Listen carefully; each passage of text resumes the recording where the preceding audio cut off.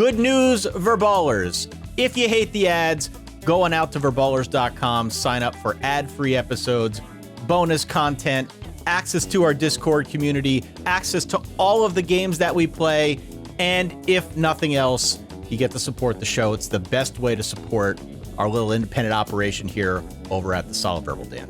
What are you waiting for? Welcome to the Solid Verbal. The Solid Verbal. And now, Dan and Ty. Dan Rubenstein, I have good news for you. Good news for all of the Verballerhood. Can't wait. We have games this weekend. What? I have a proposal for you, Ty. Okay. I want you to really think on this. I think we should, and we talk a lot about pacing ourselves. I think we need to throw everything at week 0. Okay. Pacing be damned. Like, I forget, was it in like San Diego where the barge launched all of the fireworks at the same time?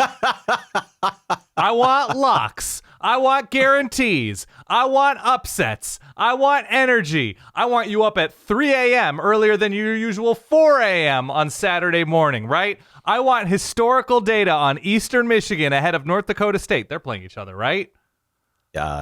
It's not Eastern Michigan against North Dakota Sacramento State. Excuse me. Sacramento It's State, Jacksonville State against North Listen, Dakota State. if you want energy, you're going to have to bring the energy, too. This can't be a one-way thing. I'm washed up, Ty. You have youthful vigor that I could only hope for. Everybody watching this in 1080p agrees. Ty, we got to throw everything at week 0 because we have actual flippin' football. I am very excited. I am saving the primal scream for week 1. But I got to be honest, I looked at this slate of 8 games. We're going to talk through all of them in some way, shape, or form. It's a pretty good slate of games in week 0. Like, it could just be that we have been months on end without games to report on and watch and enjoy as a group. But also, it could be that there is a really good slate of games. I look through, there are 3 on here that I think could be potential bangers. There is one that maybe I am just very interested in. And then there are 4 other ones that I think are going to give us a very interesting proof of concept for what the season means as we get a little bit deeper into this thing, i.e. week 1, a week from now. So I'm pretty damn excited. This is going to be a nice little amuse-bouche, thank you, as it were, of college football. Look, I'm already myself in mid-season form, screwing up who's playing each other, saying Eastern Michigan, North Dakota State, when obviously it's Jacksonville State playing in Eastern Michigan. That's Sac State, right? Their first game as an FBS team this weekend. I think I appreciate your enthusiasm, Ty. But if you're going to say this week features bangers, what is your studio going to look like come week 5, week 8, week 11, whatever, Ty? I think you need to. I'm saying we should throw the fireworks at everything, but even I am like, all right, let's see what your reaction is to NC State, Virginia next year is like, if that's a banger once again. But relative to what we had last week, that's true, which was nothing. Fair. Yeah, we got 3 bangers this week. I'm very excited. Let's dive in. Let's talk some news.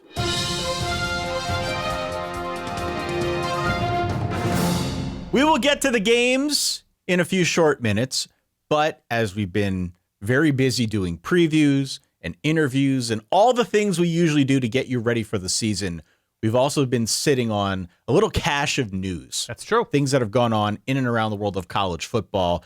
Most notably among those would be the resolution on some of these quarterback battles that we've known about, that we've talked about.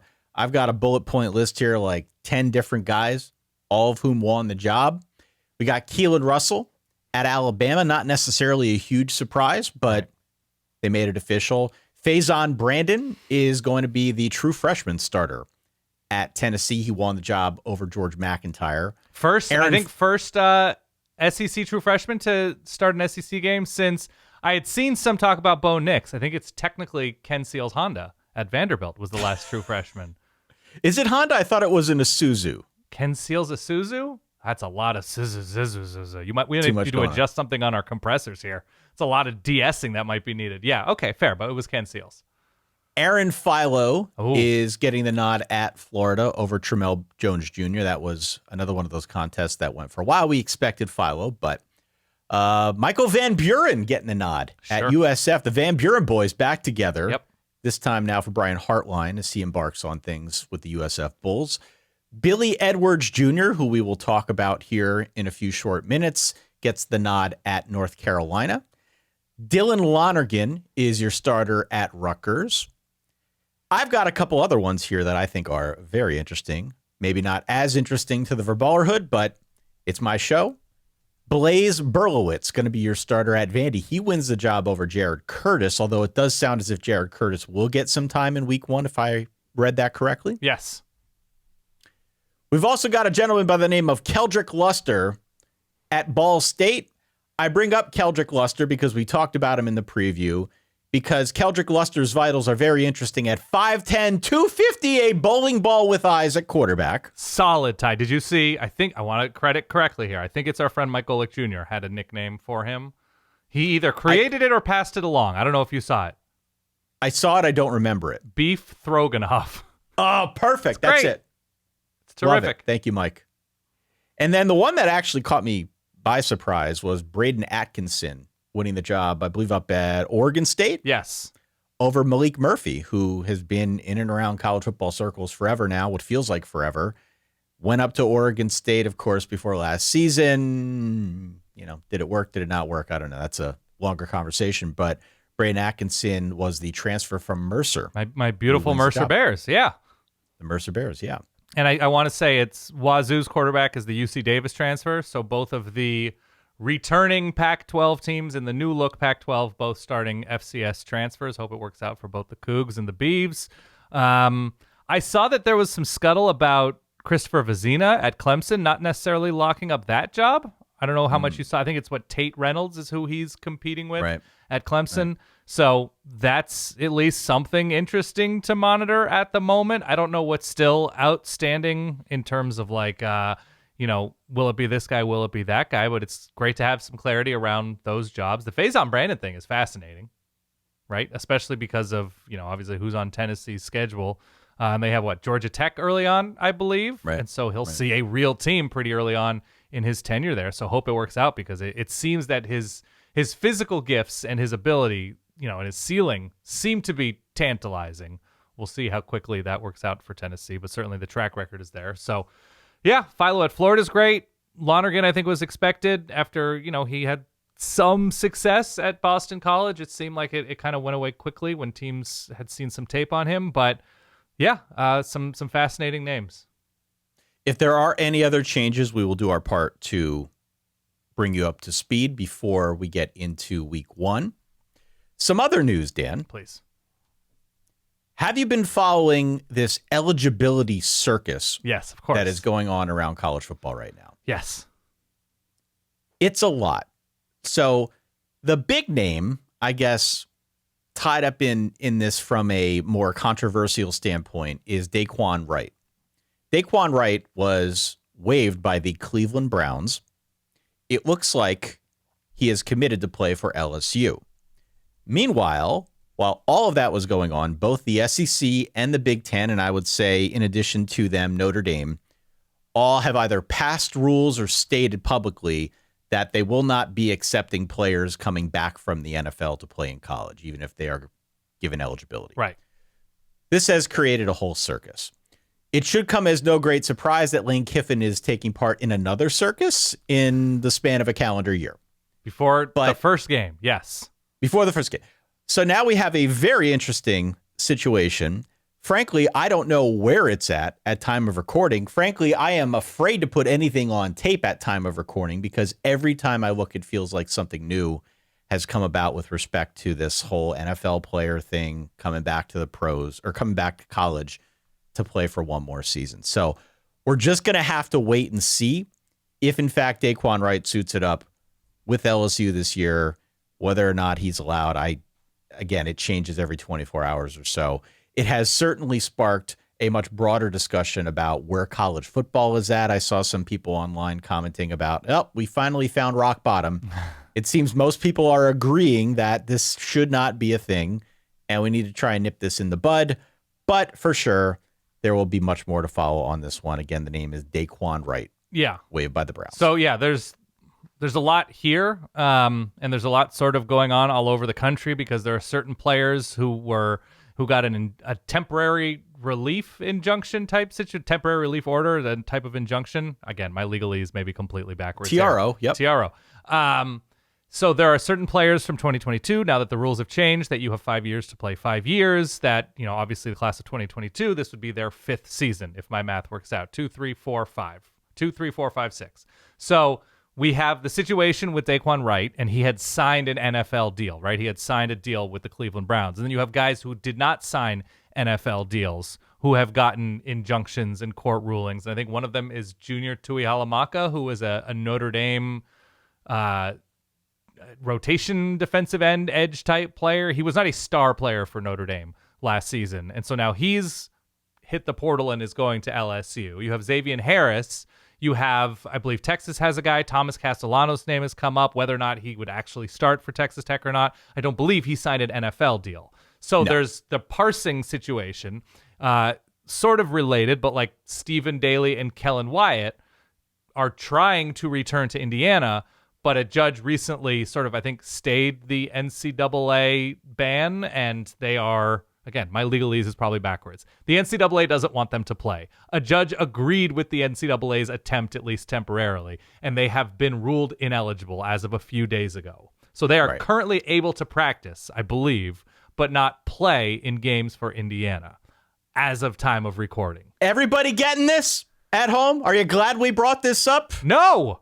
We're not enjoying it either. There's a lot going on. There are too many moving. That has major, like, so the situation with LSU is interesting somewhat because these guys, I think, would be rotation type players for LSU, right? Like Trey'Dez Green is better than Daquan Wright. Sure. In terms of like, you can play 2 tight ends at the same time, of course, but like LSU has a legitimately all SEC caliber starting tight end already. So depth is great. Talent all over the place is great. Experience in the SEC is great. But in the case of Kellen Wyatt and Stephen Daly, I believe, led the Big Ten in tackles for loss last season. If he were to play on Indiana's team this season, I would imagine he'd have a pretty sizable role because he has proven to be pretty excellent for the Hoosiers.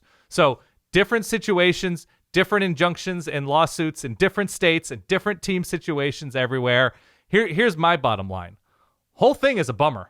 Whole thing is a bummer, like happening a week and a half before, a couple weeks before the season starts, and guys have been through spring practice and summer, and I understand, like, there's a ruling, guys want to take advantage. This wasn't the rule when they entered college, so I think there's a conversation worth having there as well, but at the same time, I understand why they'd like to exhaust their eligibility if possible and make some money if possible if the NFL is not willing to pay them money. So I understand it from their standpoint. It puts coaches in a weird spot. It puts everybody in a weird spot. It kind of seems lose-lose. Then you have the story about Lane Kiffin and LSU allegedly encouraging these dudes. Allegedly. Yep. Encouraging the use of the law to play once more. I was going to say, stop piling on Lane Kiffin, Dan. I'm just saying, this was a story that was reported. I know. That Lane Kiffin and LSU, and Lane Kiffin went on TV and said, like, well, if we didn't do it, somebody else would, which is, the way you want to morally stand and walk through life. So here we are. I have nothing bad to say about LSU. I'm very excited to watch LSU football this season. The whole act of like this being a deal in the sport and the Big Ten and the SEC scrambling to put in place these last second rules is just the most college football thing ever. It really is. So you brought up Tommy Castellanos. He was part of a separate lawsuit that went through, I believe, the state of Kentucky. I could be botching that as well, but it does appear as if he is eligible. Per Pete Nakos over at On3, it looks like he is headed to Texas Tech. At least that's the prediction. Probably not as QB1, but maybe as QB2 in some other positions. So we'll see what that has in store for him. On the eligibility front, one other point before I get to our final story, before we jump in and actually start talking games. Please. Did you see this about Arian Carter, the Tennessee linebacker? He's down to 1 game in terms of his suspension, correct?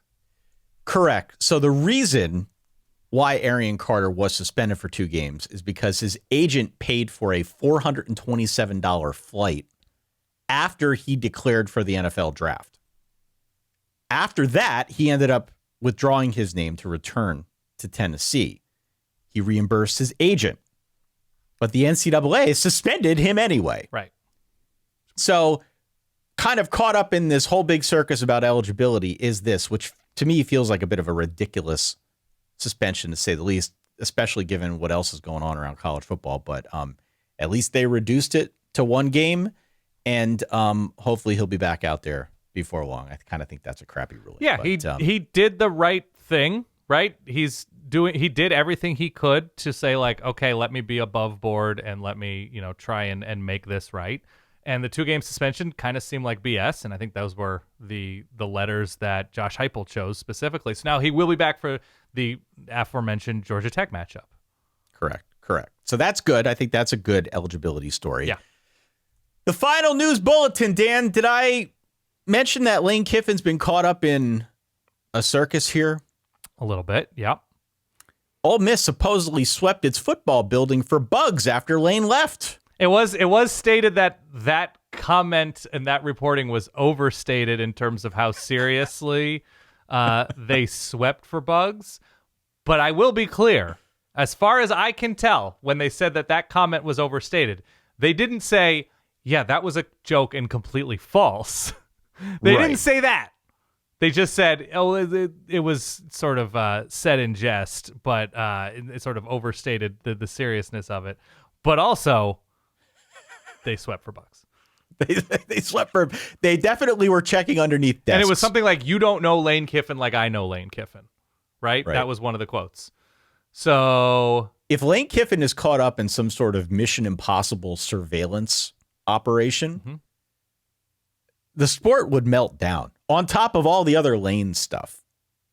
If he were embroiled in any kind of surveillance scandal, Spygate, Lane Kiffin style type thing, the show would be over. That'd be it. So essentially combining the Michigan storyline from a few years ago with Lane Kiffin leaving his team before the college football playoff, but bugging that team, bugging his enemies in a Nixonian twist to make this all the most explosive possible meltdown-y story. I'm just envisioning like Pete Golding in one of those like Faraday cages that you saw Gene Hackman, Enemy of the State, trying to keep out the outside signals from, peering in and getting the goods on what's going to go down in week 3, because that's going to be a huge. By the way, here's the other thing. The whole alternate universe of this whole thing is Ole Miss finding bugs,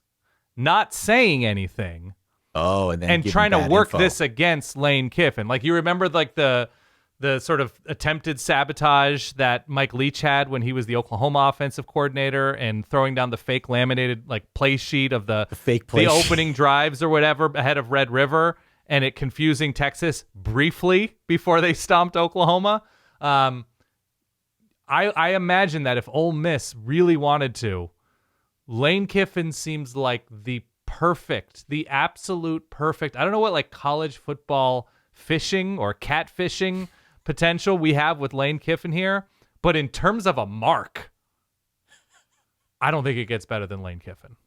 You could probably get Lane on one of these. You could take him for a ride. Oh, yeah. I mean, Lane can be swayed.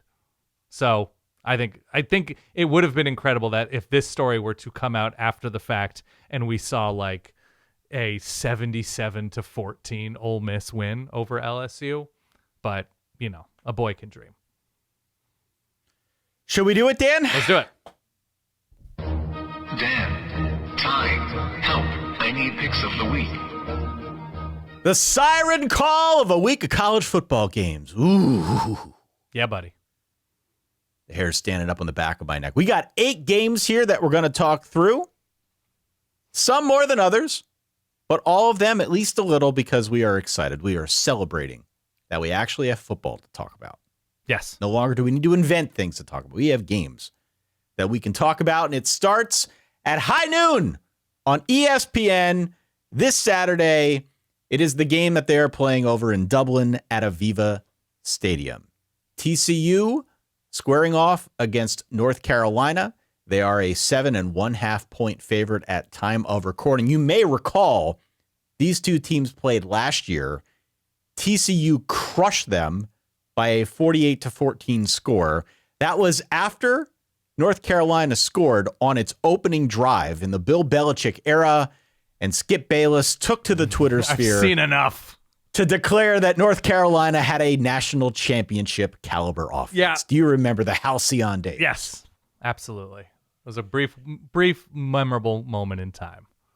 TCU then went on a 41-point scoring binge. They outgained North Carolina by 320 yards. They scored twice on defense. They basically suffocated the Tar Heels. Again, your final score was 48-14. Yeah. So, going into this year, there have been some changes to note. The TCU offense is going to look different. New offensive coordinator, Gordon Samus, probably more under center stuff, a little more pistol, more tight ends, a little bit more of an intentional running game. At least that's my opinion. Part of why I like TCU this year is because of that. I really like Jeremy Payne, their running back, and I like their offensive line, even though there are some questions up front. I think the ground attack could have a pretty big year. Love the Payne game. I'm excited about Jeremy Payne. Okay. Yeah. The bigger question for me, though, yeah, on the TCU side is Jaden Craig.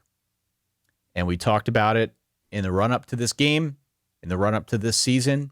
The transfer from Harvard, I believe in him, but it clearly is a step up, Dan, going from FCS now into FBS. Mm-hmm. How do you feel about this game? I think it should be a pretty fascinating game because we get to see, at least in week one for North Carolina and TCU, their first game. It's week 0 of the season, obviously, but in their first attempt to win a football game, we get to see what's new, what's changed. Obviously, North Carolina has made the biggest hire of the offseason in terms of what these two teams have done in bringing in Bobby Petrino to run their offense. So if you are going to like North Carolina in this game, you have to kind of ignore last year, which I think is a smart thing to do for most teams in the sport, given the changes that all these rosters and coaching staffs go through. And then you're going to have to say, not only do I believe in North Carolina's changes, I believe in them figuring out how to effectively travel to Ireland to play their first game and have everything in working order. That they have a quarterback who was basically hurt all of last year in Billy Edwards. I think he threw like 11 passes for Wisconsin. He was beat up and was unable to play. When he played a couple of years ago, he showed flashes at times for Maryland, played some very tough games on the road. I think they had both Indiana and Oregon on the road a couple of years ago. And you have to believe in Bill Belichick self-scouting, figuring out everything that went wrong in 2025, and is able to take all of that immediately to Ireland once again to beat what TCU is, which is more of a real winning college football team, it seems, than North Carolina in this moment. Not to say TCU doesn't have their own questions traveling to Ireland to play its first game. Why are we saying it like this? Well, I'm saying it like that because it's not just that these two teams are opening the season up after a bunch of changes and new offenses and new quarterbacks for both of these teams, that like it's hard enough to just be a new team year over year. But then to travel like they're traveling, by the way, not to give away the game too much, could be a pretty soggy affair once again in Aviva Stadium. Oh, okay. There's rain in the forecast. To Ireland. Well, can you believe that it's going to rain in Ireland? Shocker. Yeah, I won't play Shocker. the news sound. So I'm just saying, this feels like a classic Hildenbrandt Ashanti game. Not that you can clearly trust TCU more, but you don't have a ton to go on beyond last year's team looking more effective as the year went on, but it's a different team this year for North Carolina. So if I'm going to simulate this game 1,000 times, and the spread is what, 7.5 points? 7.5 points, yeah. I would have to just be a semi-blind believer in Bill Belichick's ability to make over and inspire a North Carolina roster with basically no evidence that he can beat a real team, let alone where, Ty? In Ireland. So I'm happy to give the points here, just because there's more to trust about TCU and the Frogs in this spot. You kind of took the words right out of my mouth, and I'll get to it in a second. Yeah. I have questions about TCU. I like TCU, though, and I do have faith in Jaden Craig. I do think it's a step up. I also am a little bit cautious about just hand-waving North Carolina.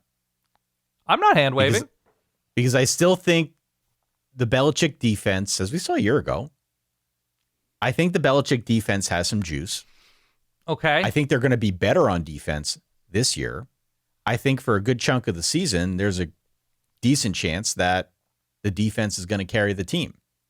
And so if you're telling me we've got a situation here with a first-time starting FBS quarterback in Jaden Craig going into a defense that I think is going to be half decent, that's an interesting matchup to watch.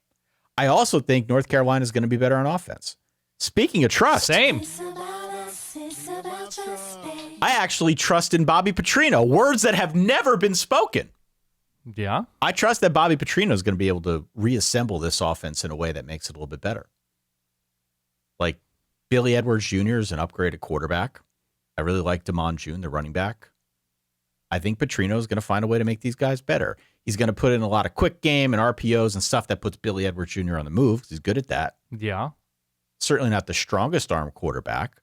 So they're going to have to be really deliberate about how they stretch the field vertically. It's going to be more about schemes than I think him taking shots. But, you know, I just feel like there's going to be more juice on the offense as well. Agreed. I am worried there could be a little bit of pickleball to that offense if Billy Edwards Jr. is not out there. Again, not the strong. He's not a pop gun arm, but he's not the strongest arm quarterback in the world. We'll see what type of shape this takes on when these teams play on Saturday.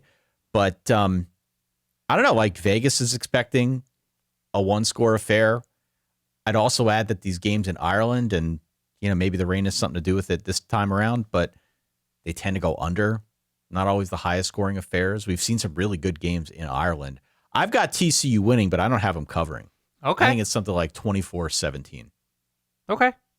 Yeah, I'm going to say 28-17, something in there. I think they're 10, 11 points better. I'm not sold on the Jaden Craig thing for TCU.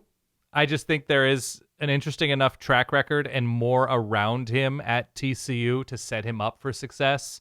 Definitely.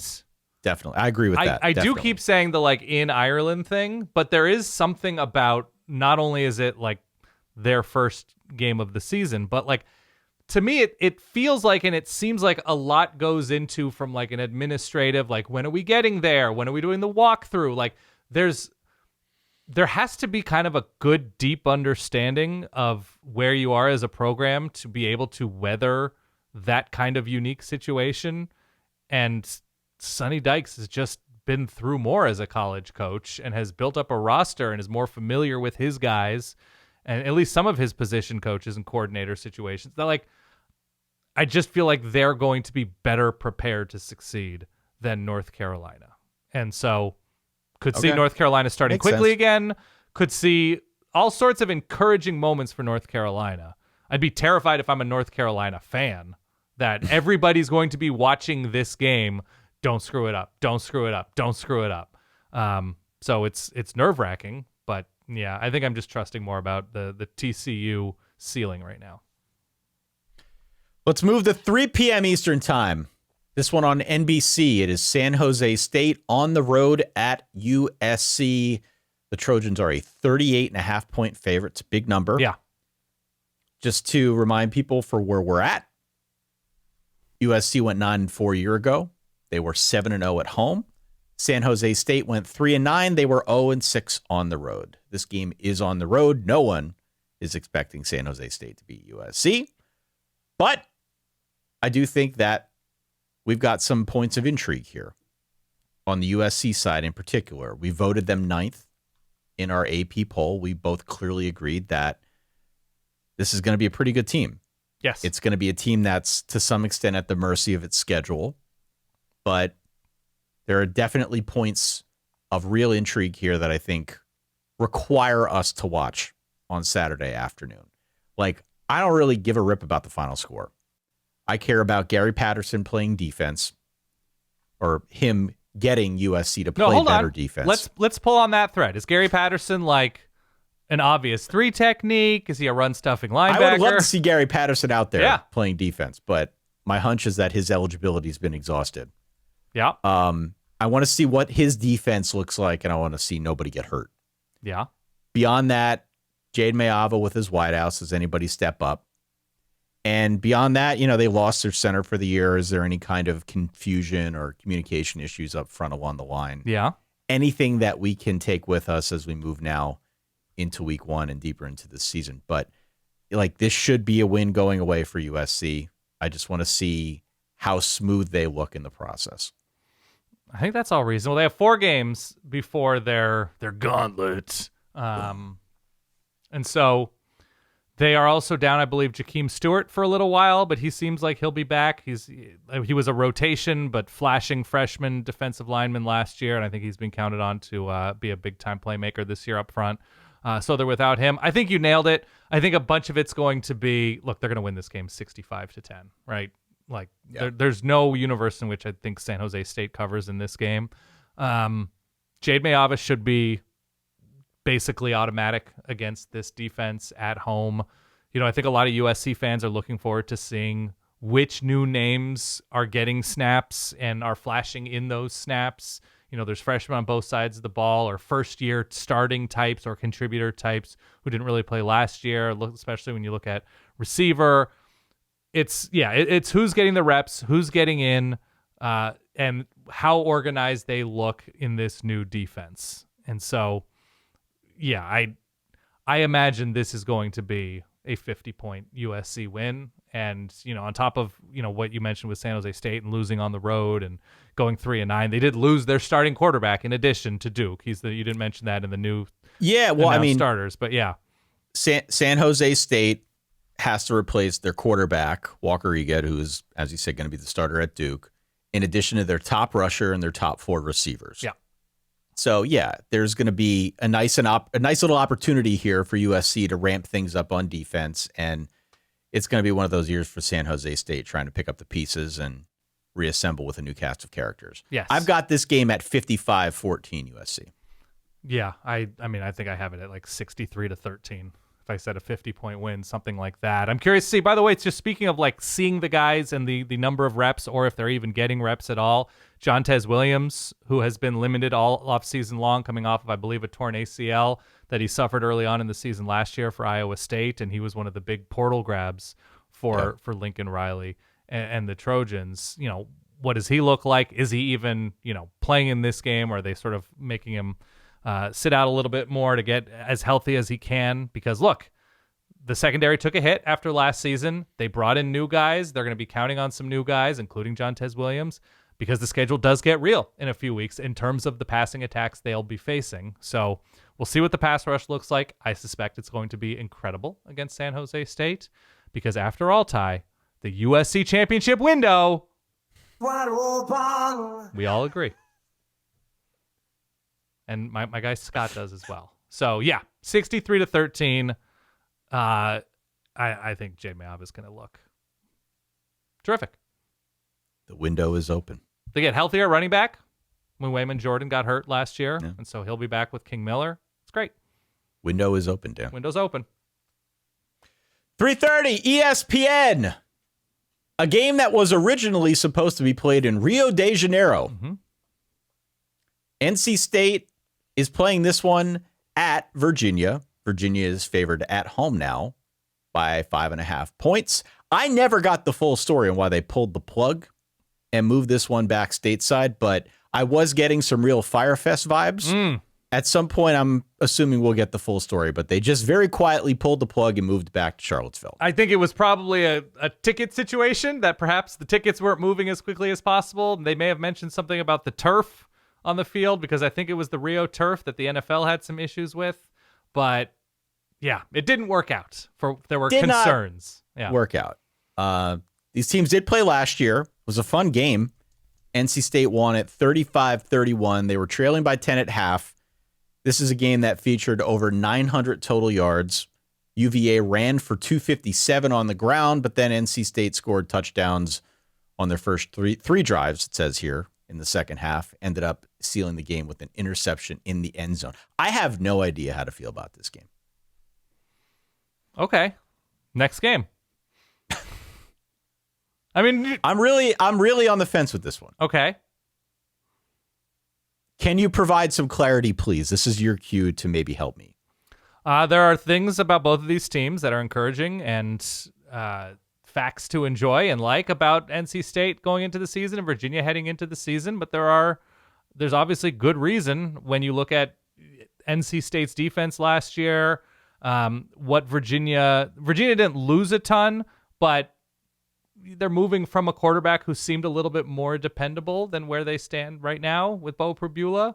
The game was in Raleigh last year, yes? Right. NC State, not as good on the road, or at least they weren't last year, for whatever that's worth. I think I like Virginia here. I think there is something about Virginia. NC State has usually, I think they started last year pretty in an encouraging fashion after 2 years ago. Didn't they get just like absolutely bludgeoned early on by Tennessee? Right.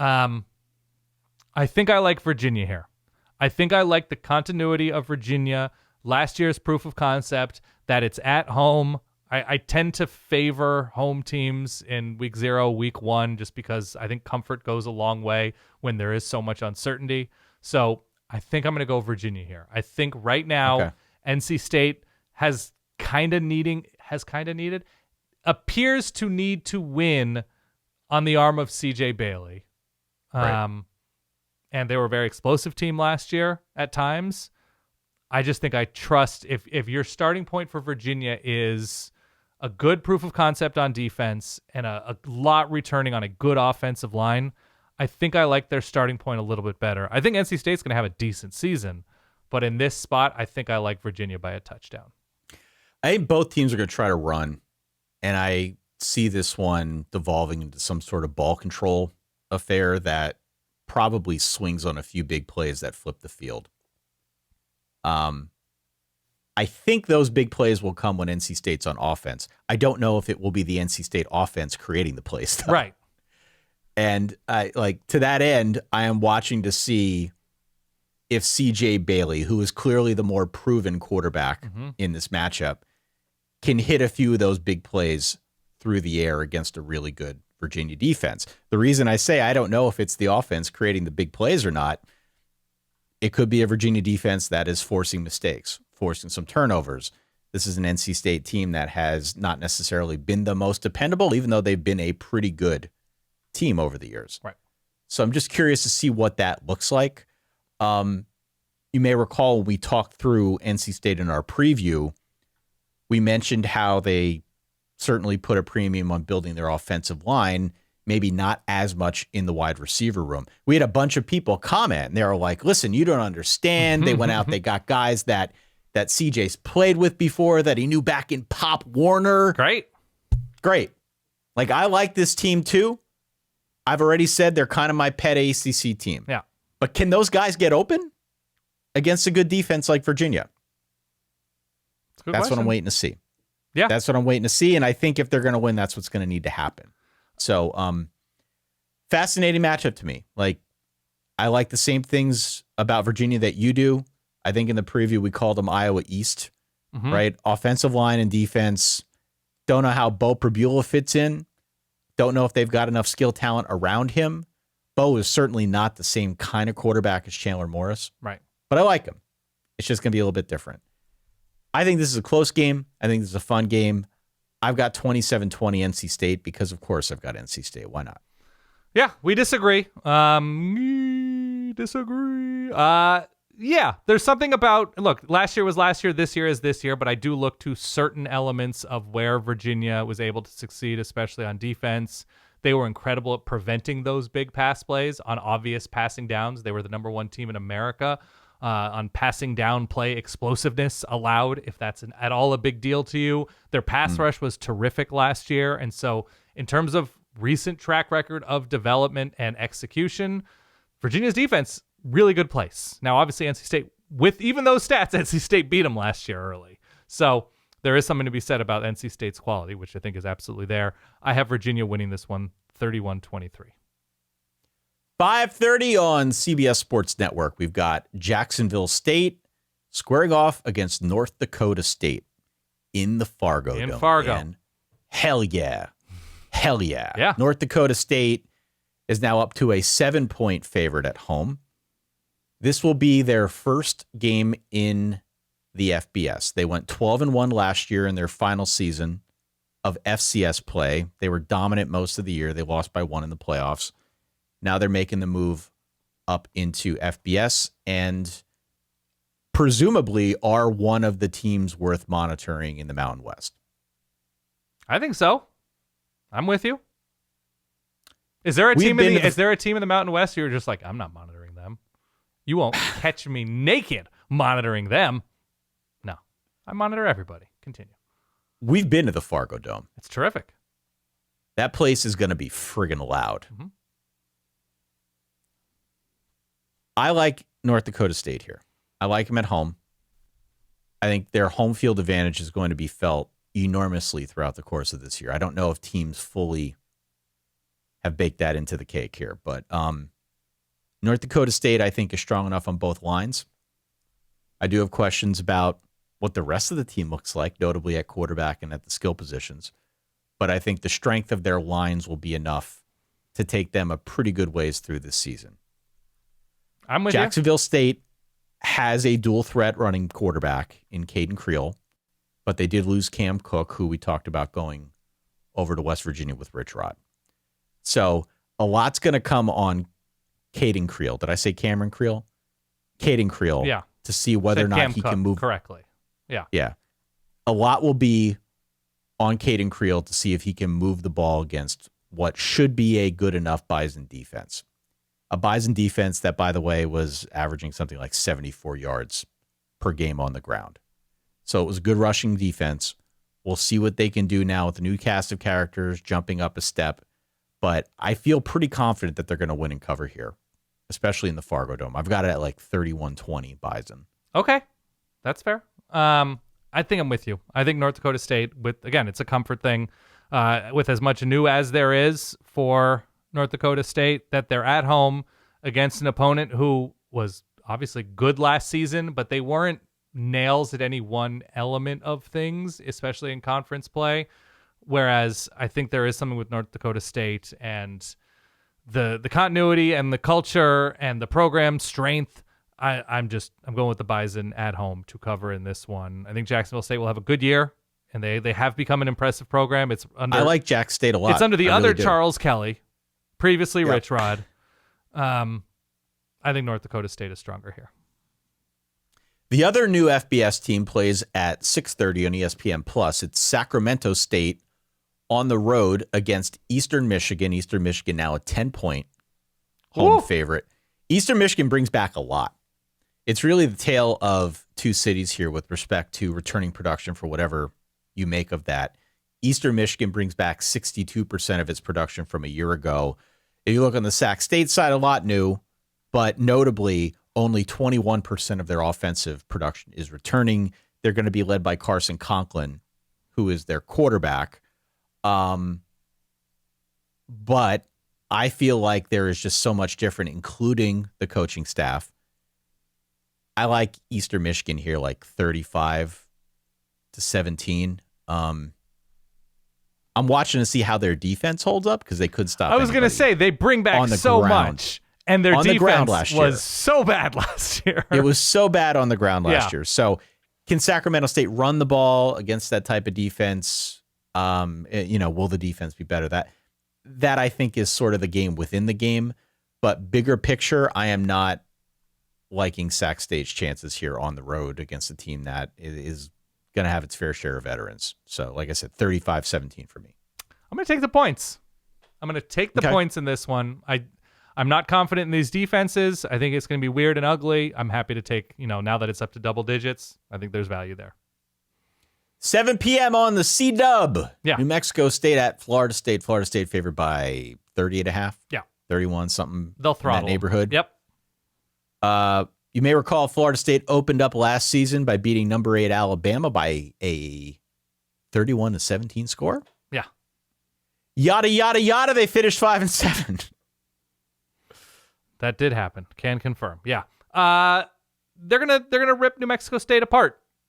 This is not Jerry Kill, New Mexico State. This is not Diego Pavia, New Mexico State. They have a lot of issues. Florida State has neutral vibes right now. Obviously, the vibes overall aren't great for where the program stands, but in terms of this season and the rhythm of the season, they can go in with a fresh start and score a ton of points. I think they can win this game, 52-7, 52-14, and I guess that wouldn't cover them, would it? 52-14 is 38. So we'll say 55-13.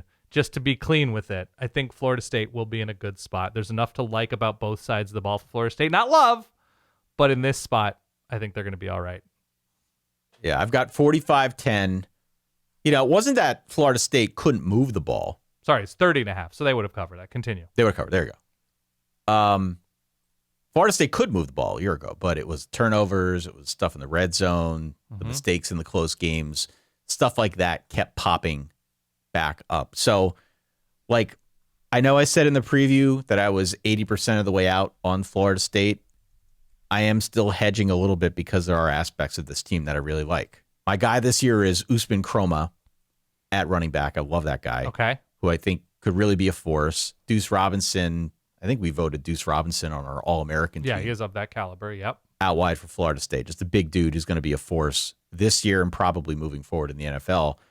I think Florida State will be better. The bigger question for them is 7-5. Is 7-5 good enough to keep Mike Norvell at a traditional power like Florida State? Probably not. But that is kind of what we're up against. I want to see in this one in particular, Ashton Daniels, is he playing a clean game? How does the line in front of him look? Because the line's been rebuilt. There's just a fair amount here, I think, that we don't really know who our guys are yet, maybe outside of Deuce Robinson. Mm-hmm. And it's going to take a few games to maybe gain some confidence in new names. Frankly. By the way, speaking of our guys, this game is on the CW, and it's Tom Brenneman, who I guess you're boys with, right? I am boys. You and yes. Thom. The thing you didn't mention, that shame on you. So the Jacksonville State, North Dakota State game is on CBS Sports Network. Who's in the booth for this one? Well, Rich Waltz is calling the game. Adam Brenneman is doing color, but it's a 3-man booth. It's the premiere of the Brian Kelly Experience in Fargo. Oh. Shame on you, Ty. Shame on you. On CBS Sports Network? On CBS Sports Network. Yep. Okay, so that was the game before. 5:30 Eastern. 5:30 on CBS Sports Network. Yes. That's all. Wes Durham and Max Brown on the call for NC State, Virginia. Max Brown now in the top seat in the ACC Network booth. I think I need a demerit for forgetting that Brian Kelly. Do you think Brian Kelly will go curling like we went curling when we went to Fargo? We hope so and want evidence thereof if that's the case. He'll have sort of that Upper Plains accent by the time he gets done. Of course he will. Yeah. 7 p.m. We've got on ACC Network, Hawaii at Stanford. When I made this doc, the point spread was 5.5 in favor of Stanford at home. And I jotted down that I didn't understand the point spread. And then I looked this morning and it's down to Stanford -4, which makes me feel better knowing that I wasn't crazy, knowing that other people were out there kind of hammering. I'm seeing down in some places to 3.5. 3.5, yeah.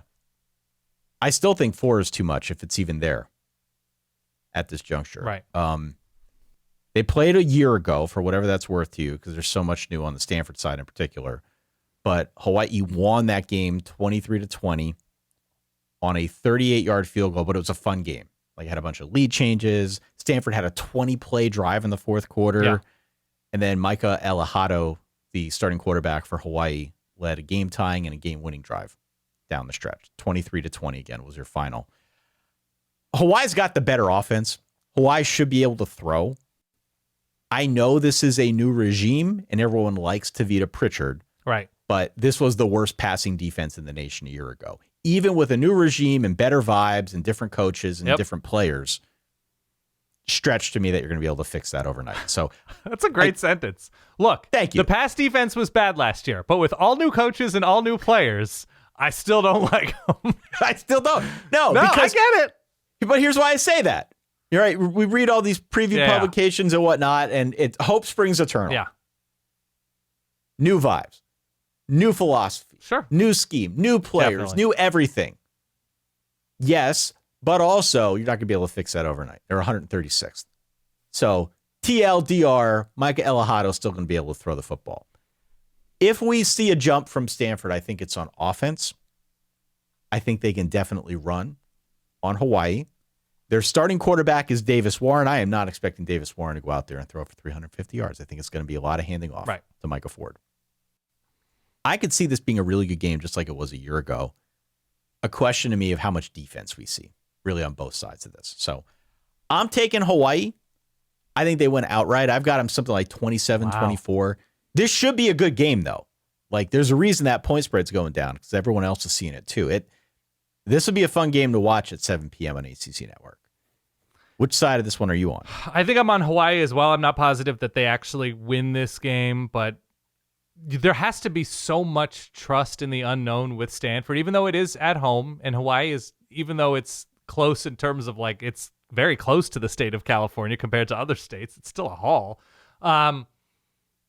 You just have to have belief in so much with the Stanford team right away that like the combination of Tavita Pritchard and Davis Warren is going to work out immediately against Hawaii's a quality team. They're not excellent, but they're quality. Timmy Chang, I think, just got an extension, right? He got more years tacked on. Vibes are really strong in Honolulu.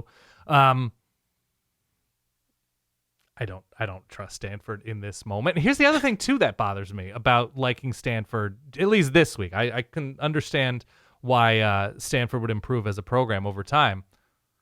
Think about what Stanford fans have been through. Yes, there are Stanford fans, but you're talking about having like 4 coaches in 5 years, kind of like the Troy Taylor, David Shaw, Frank Reich, and now Tavita Pritchard. Like, it's a lot to go through. And so while I think there's a good feeling about Tavita Pritchard because he was a quarterback for the school, that he's had success as a coach. He was with the Commanders recently. Yeah, with Jane Daniels. He's done a good job. That there is a certain, like, there is a certain amount of time that's going to need to transpire before, like, everybody is so excited about Stanford football again. Even though, Andrew Luck is running the show, they've been hurt these past few years. They've been terrible. Like, you need to convince people to show up. So they're not going to have, like, a raucous environment. I mean, they very rarely do, but, like, even still, like, you got to prove it. And so I think there's just more to trust about Hawaii in this moment. All right. One final game then. 10 p.m. on Fox. You get a full day worth of bangers, Dan. This is one of them. I'm really excited about this game. This is a low-key, very big game in week 0. 10 p.m. on Fox. Memphis on the road at UNLV. This is another game where the point spread's gone down. When I made the doc 5.5 in favor of UNLV at home at time of recording, I think 4.5. Yeah. It's come down a little bit. This is a pretty big game, okay? I think these are two teams that could be, I emphasize could be, part of that G6 playoff conversation, depending on the ways this whole thing works. Well, you said it too. I said about UNLV. I didn't say it about Memphis. You could squint and see it with Memphis. Okay. We've got a brand new situation at Memphis, 50 new players. Charles Huff is the new coach. This is after Ryan Silverfield left and took a bunch with him to Arkansas. We've also got year 2 now at UNLV for Dan Mullen. They went 10-4 in year 1, made it to the conference championship game, averaged 34 points a game. Dan Mullen teams tend to score. Dan Mullen teams tend to run. I think they're going to probably do that again. New quarterback this year, Anthony Calandria, transferred away from UNLV. He's going to be the starting quarterback at Nebraska. They bring in Jackson Arnold. Remember Jackson Arnold? Of course. How could I forget? Jackson Arnold might be the best damn running back on the team. Can he throw? We'll get to that. So, I think this game is supremely interesting. I hate that it's at 10 p.m. for those of us old timers here on the East Coast, but my hunch is that after a day of football, we'll probably have some adrenaline flowing through us. So, where are we at here, Dan? How do we feel? I guess UNLV. I mean, Memphis is completely new. They haven't even named a starter yet, right, at quarterback. I don't believe. At time of recording, they have not. That news has not come out, whether it's like, Aaron Noland or Marcus Stokes. Yeah, I think UNLV, in as much as they are suspect on defense, I think there's more to know, more to like. I'm curious about the Jackson Arnold thing because Dan Mullen just gets results out of quarterbacks. And it's both Jackson Arnold and Alex Orji are going to play. So I think there's just much more known about UNLV. It's at home.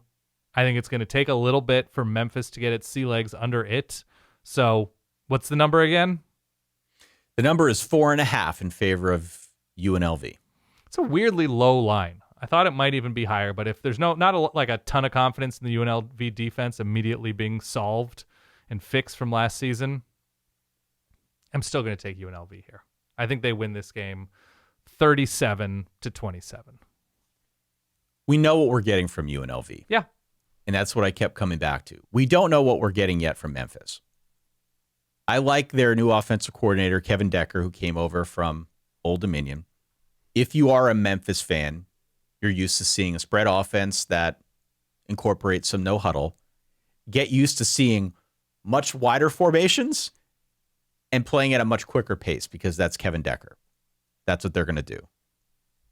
I think this game's going to feature a lot of points. The over-under right now is 56.5. That's not the highest in week 0, but I would say among the games that I'm interested in, that's the highest. 56.5 is a lot. Should be great.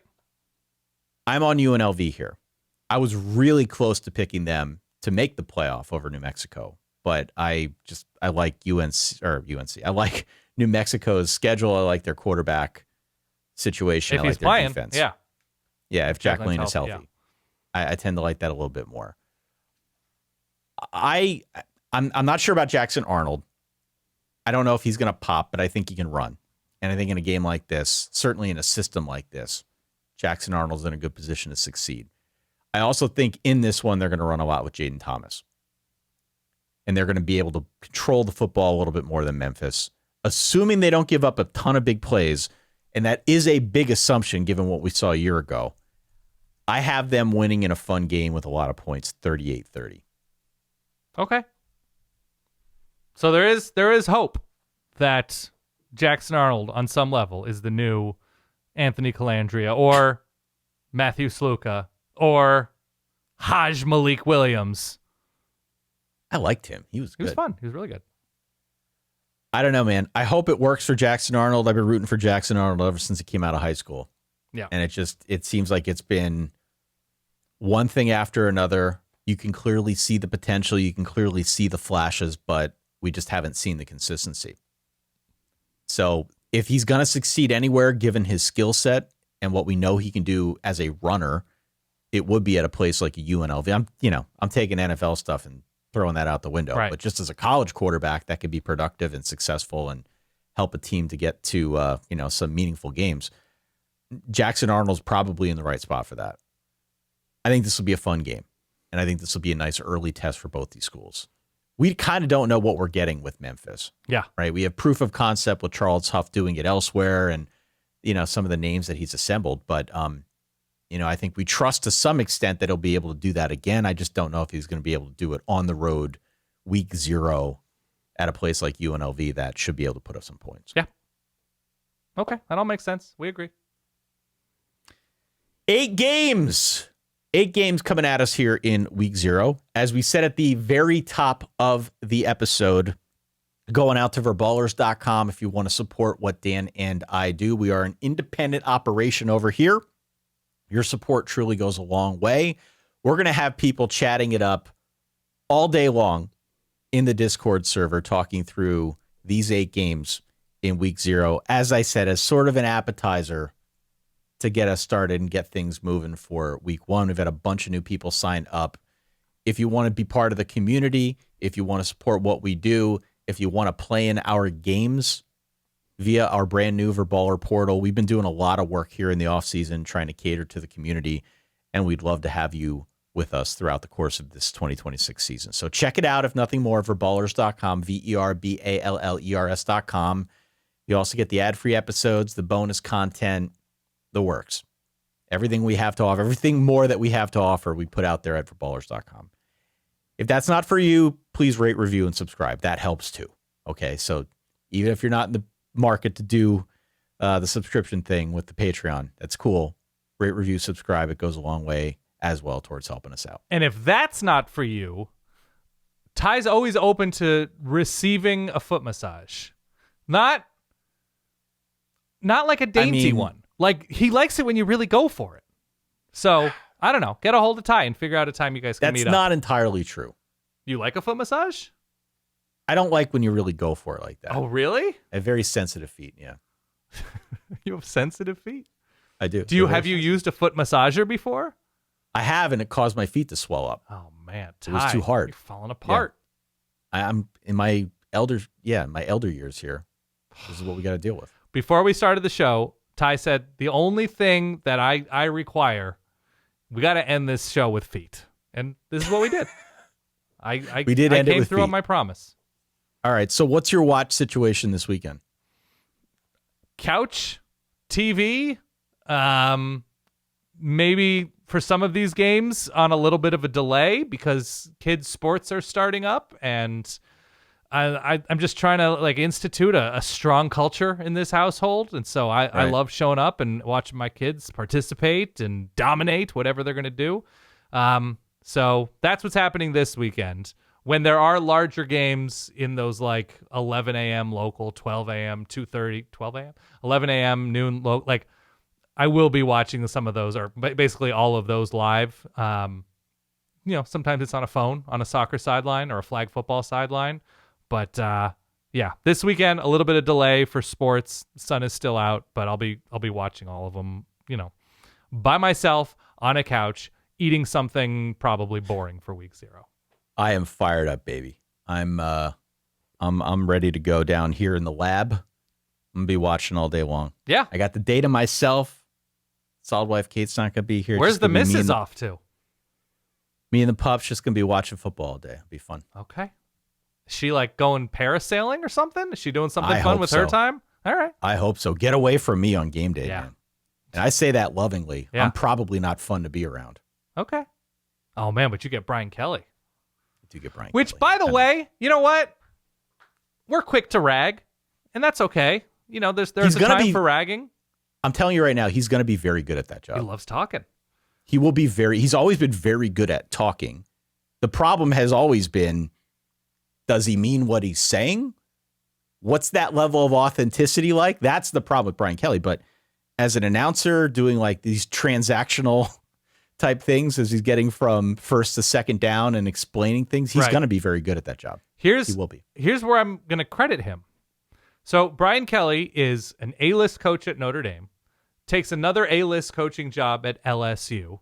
It obviously goes wrong, like it does for basically everybody. Basically everybody ends up getting fired. You have your guys who become like heroes in that town and become legends there, whatever. But Brian Kelly, it works out terribly for him at LSU. But that's what happens. There's ESPN, there's network TV, CBS and NBC and Fox Sport. Like, there are all these like huge places that employ big names. Brian Kelly's a big name. Brian Kelly's first week as a media person is in Fargo, North Dakota. This is nothing that I am slinging at Fargo. Fargo's a great time. The campus is great. The games are great. The towns seemed really fun in our limited time there. But like, he is off the beaten college football path. He is paying dues, and he is doing it on a small cable network in CBS College Sports. Seems good. Seems fine. Yep. We've got a lot of friends who've done stuff for CBS Sports Network. But this is going to be a little different of a season for before that it was at Cincinnati, big place. I enjoy that, like, all right, he's paying his dues for the new gig. I like that. Let me get you out of here on this, Dan. Yeah. ESPN is apparently getting rid of their bottom line during college football games. Whoa, really? This breaking from our friends over at Front Office Sports. I saw a new score bug, at least for the NFL. I didn't know if it was going to be for college football as well. Getting rid of their god-awful score belt. ESPN will not feature the ticker for regular season games that air on ABC, ACC Network, ESPN, ESPN2, ESPNU, ESPN News, and the SEC Network. Whoa. Huge. There will still be score alerts. That's fine. During games at specific times during each quarter. There will also be updates in places like above the score bug or in the top right of the screen to help viewers navigate various schedule changes that Is occur. that score alert going to be yellow to make it seem like there's a holding call or something? Hope not. I hope not. If we're really doing the reset here, guys, don't make those alerts yellow because everyone thinks it's like pass interference. Please don't do that. There is something great about at least the possibility that ESPN hired a designer. The possibility that ESPN hired a real designer. Channeled some of the McAfee money away and gave it to, Look, you watch the Masters, and I know the Masters controls, right? It's their television broadcast that ESPN airs. Right. And it's beautiful. Every graphics is it's like tasteful and minimal, and it just lets the scene of sports tell the story. The key is always tasteful. And so you watch other sporting events, you watch the World Cup, and there's just like a tiny little score. Everybody's got it seems everybody's got big TVs, or they have a phone, and the phones are gigantic now, or the iPads or whatever. And if you could just put up a clean frame of sports without the god-awful score belt and a bunch of yellow blinking lines. Oh my God. ESPN, it's only taken you, let's see, they launched in like the late 70s. It's only taken them this long, but look, progress is progress. Good for the worldwide leader to figure out, let's have a nice, simple, engaging design. It's great. Well, we made it. We did. It has been a long, cold offseason. Before you know it, football will be here. Verballers.com, again, is where you can go if you want to support the team. If nothing more, rate, review, and subscribe. We will be back in short order. We will not have the recap stream on Saturday night, but there will be a show up on Sunday, and then we're going to launch into week 1 this time next week. Let's get it. Let's do it. For that guy over there, my good friend Dan Rubenstein, for myself over here, Ty Hildenbrand, enjoy your first Saturday of games. We'll catch you on the flip side. Stay solid. Peace. Thanks for watching, and thank you for at least considering subscribing to the channel. It means a ton.